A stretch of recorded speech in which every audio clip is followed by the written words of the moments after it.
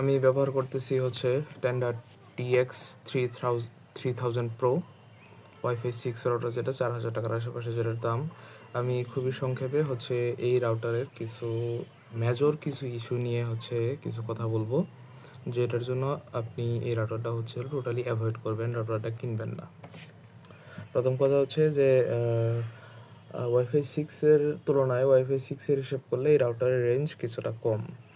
সেটা সেটা এক হিসেবে ছিল কনসিডার করা যায়, কোন হিসেবে কনসিডার করা যায় যে রাউটারের যেহেতু দাম কম, যেহেতু বাজেট ফ্রেন্ডলি, তো বাজেট ফ্রেন্ডলি করতে গেলে অনেক সময় একটা রাউটারে মানে ইলেকট্রিক্যাল ডিভাইস হোক বা যে কোনো ধরনের ডিভাইস হতে পারে, সেটাতে কস্ট কাটিং করতে গেলে সেখানে কিছু না কিছু ব্যাপার স্যাপার হচ্ছে বাদ পড়ে যায়। তো যার কারণে এই রাউটারের যেটা রেঞ্জ কম, সেটা যদি হচ্ছে একদিক থেকে তুলনা করলে যদি ওয়াইফাই সিক্সের রাউটার সেই হিসেব যদি করি, তাহলে দেখা যায় যে এটা যুক্তিযুক্ত হয় না। আর যদি হচ্ছে বাজেটের চিন্তা করি, তাহলে সেক্ষেত্রে মানা যায়, ঠিক আছে, ফাইন। তবে তুলনামূলক হচ্ছে রেঞ্জটা, যেটা কাভারেজ এরিয়া তুলনামূলক অন্য রাউটারের তুলনায় কম। আমার মনে হয় এটার রেঞ্জটা আরেকটু বেশি হলে ভালো হতো, আরেকটু বেশি করা যেত, যাই হোক।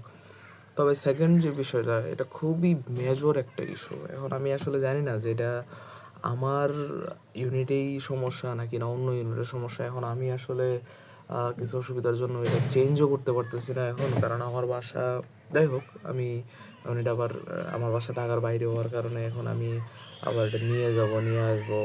এখন আমার হাতে আপাতত কোনো সেকেন্ডারি কোনো রাউটার নাই। যাই হোক, আমি কী কারণে এই কথাটা বলতেছি আমি বলি। এই রাউটার যে কাজটা করে সেটা হচ্ছে এই রাউটারের ডাটা ট্রান্সমিশন রেট কম।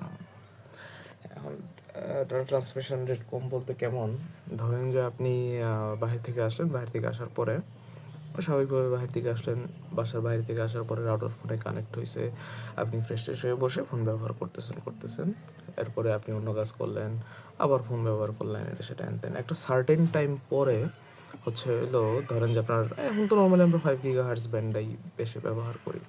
তো 5 GHz আমি 4 GHz ব্যান্ডটাও তো একটা ব্যবহার করি নাই, আমি 5 GHz যেটা ওটাতেই আমি ওটার কথাই বলতেছি। যে সমস্যাটা হয়, ধরেন যে আপনি ব্যবহার করতেছেন ওই ইয়াতে, আপনি হচ্ছে গেলেন, ধরেন যে ইউটিউবে গেলেন আপনি ইউটিউবে ভিডিও দেখতেছেন। এখন সকল ভিডিওর কিন্তু হচ্ছে আপনার FPS বা রেজুলেশন কিন্তু সেম থাকে না।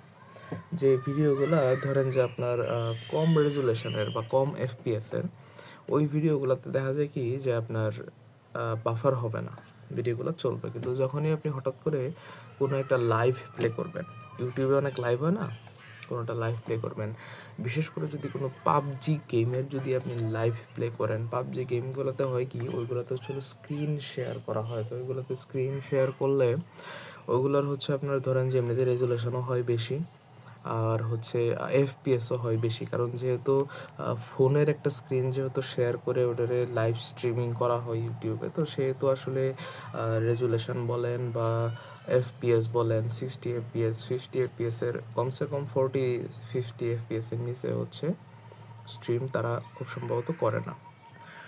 কমসে কম 40-50 বা 60 FPS করতে বলে সেটা সবচেয়ে বেটার হয়।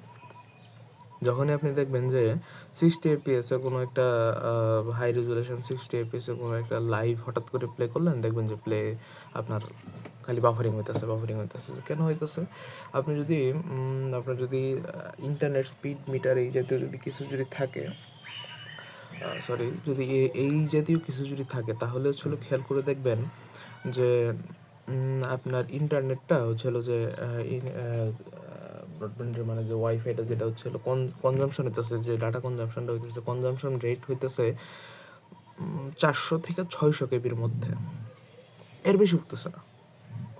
এটা খুবই মানে আমি আসলে ঠিক বুঝলাম না, মানে বিষয়টা ছিল খুবই ফালতু একটা বিষয় হয়ে গেছে। মানে আমার টোটাল টাকাটাই হচ্ছিল নষ্ট হইলো। মানে আমি জানি না কথাটা হচ্ছিল বুঝতে পারছেন কিনা। ধরেন যে ইউটিউবে কিছু ভিডিও আছে, 4K video, 2K video, 8K video, যে নেচারের কিছু ভিডিও আছে। তো ওই সকল ভিডিওগুলো সার্চ করে ধরেন যে প্লে করে আমি রেখে দিলাম, এমনিতে ভিডিওটা চলবে। কিন্তু যদি আমি 10 সেকেন্ড 20 সেকেন্ড বা 30 40 50 সেকেন্ড 70-80 সেকেন্ড যদি টেনে দিই সামনে, তাহলে হয় কি যে ভিডিওটাতে একটু পরিমাণ ডাটা হচ্ছিল একদম ফ্রেশ, একটু পরিমাণ ডাটা হচ্ছিল কনজিউম করে তারপরে আমার ভিডিওটা প্লে করবে, তাই না? তো তাহলে মানে মোট কথা হলো এটাই যে একটা সার্টেন টাইম পরে আপনি আপনার হয় হচ্ছে কি বলে সবচেয়ে সহজ উপায় হইতেছে ফোনের যে ওয়াইফাই আছে, ফোনের ওয়াইফাই ডিসকানেক্ট করে আবার হচ্ছে হলো রিকানেক্ট করলে তাহলে দেখবেন যে আপনার সেখানে ডাটা কনজাম্পশন রেটটা হচ্ছে হলো বেশ ভালো। তখন দেখবেন যে আপনার আবার 3-4 MB 5 MB 6-7 MB 8 MB 9-10 এরকম করে হচ্ছে টানতেছে। আমি ভাই লিটারালি অবাক হয়ে যাই প্লে স্টোরে। আমি একবার রাতে হচ্ছে একটা অ্যাপ্লিকেশন হচ্ছিল ইনস্টল দেই। সেই অ্যাপ্লিকেশনটাতে হচ্ছে লিটারালি অ্যাপ্লিকেশনটা যখন ডাউনলোড হইলো, মানে যখন ইনস্টল হইলো প্লে স্টোর থেকে তো ইনস্টল হইলো, তখন 450 GB 500 GB 550 GB PS speed. আমি তো ভাই আসলে অবাক হয়ে গেলাম যে কি ব্যাপারটা কি যে কি বলে প্লে স্টোরের বেলায় তো এরকম তো হওয়ার কথা না, প্লে স্টোরে তো অনেক স্পিডে হচ্ছে ডাউনলোড হয়।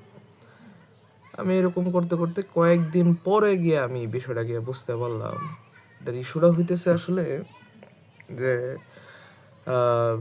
যখনই আমি আবার হচ্ছে ডিসকানেক্ট করলাম, মানে ফোনের ওয়াইফাই বন্ধ করে আবার অন করলাম, অন করার সাথে সাথে আবার হচ্ছে একবারে 8-9 MB করে ডাউনলোড হতেছে। ভাই আমি আসলে আমার এই টেন্ডা TX 3000 Pro এই মডেলটা আমার নেওয়াটা উচিত হয় না ভাই, আমার টাকাগুলো নষ্ট হলো। এখন যাই হোক, এখন আমি একটা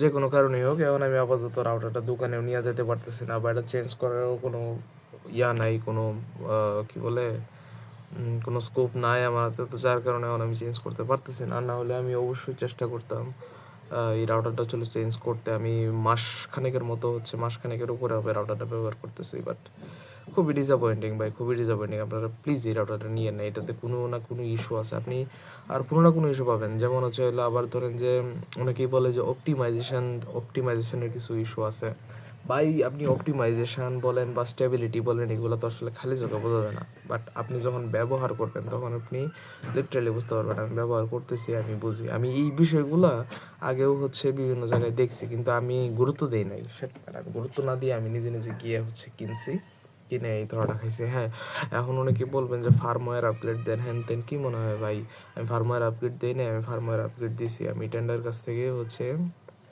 টেন্ডার যে চিফ ইঞ্জিনিয়ার, যে আমি চিফ ইঞ্জিনিয়ারের কাছ থেকে হচ্ছে একটা কাস্টম কাস্টম না, মানে আমি আমার সমস্যার কথা বলছি। আমি আমার সমস্যার কথা বলার পরে তারপরে সে অন্য একটা ফার্মওয়্যার হচ্ছিল দিছে, আমি সেই ফার্মওয়্যারটা ইনস্টল করছি। তাদের কোনো এই সমস্যার কোনো সমাধান হয় নাই ভাই। আপনি বারে বারে হচ্ছে হলো ওই রিকানেক্ট করা, মানে ডিসকানেক্ট করে আবার কানেক্ট করা, কয়বার মন চায় ভাই, কয়বার মন চায়। মানে আমি খুবই হতাশ হয়ে গেছি ভাই এই ইয়াটা কিনে। আমি আসলে অন্য লোকেদের হচ্ছে হলো কি বলে কথাবার্তা তো একটা গুরুত্ব দিয়ে নেই বা কিছু। আর সবচেয়ে বড় বিষয় যেটা হলো যে ইউটিউবে এই রাউটারটা সম্পর্কে কোনো একটা যে কিছু কি বলে একটা একুরেট একটা কিছু যে রাউটারটা কী কারণে কিনবো বা কী কারণে কিনবো না, এরকম কোনো একটা রিজন নিয়ে যে হচ্ছে কোনো একটা ভিডিও থাকবে, নাই, ইউটিউবে নাই। যাই হোক, আর টেন্ডার হচ্ছিল যে এই অলমোস্ট সেম প্রাইজের মতো আরেকটা যেটা আছে TX 12 Pro, আমি ওটা সম্পর্কে হচ্ছিল এখনও এরকম ইস্যু হচ্ছিল পাই নাই, বা আমি জানি না আসলে এখন এরকম ইস্যু অন্য কারো কিছু আছে কিনা, বা যাই আছে এটা আসলে কেউ ব্যবহার করলে কেউ যদি এরকম রিভিউ দেয় ভালো করে তাহলে।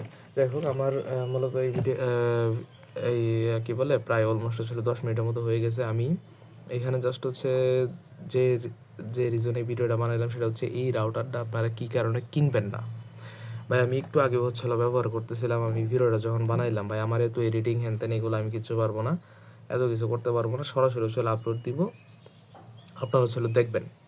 আপনারা অবশ্যই দেখতে হবে এবং জানতে হবে। যদি না জেনে যদি হচ্ছিল কিনেন, এই 4,000 টাকার একটা জিনিস কিনবেন, সেটার জন্য যদি 10 মিনিটের একটা ভিডিও যদি দেখতে না পারেন, তাহলে আপনার কি বলে এই ভিডিও দেখার দরকার নাই। আপনি রাউটার কেনার পরে তখনই হচ্ছিল বুঝবেন। ঠিক আছে ভাই, ভালো থাকেন সবাই।